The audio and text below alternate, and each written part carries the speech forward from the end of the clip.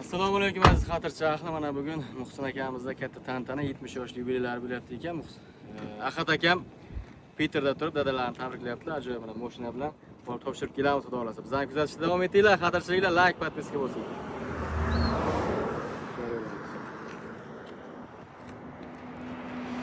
Zor bulmadım, dostlarga zor bulmadım. Yaşadım hiç sunmadım, dadamın sayesinde.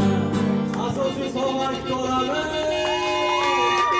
Dadamın sayesinde, dadamın sayesinde.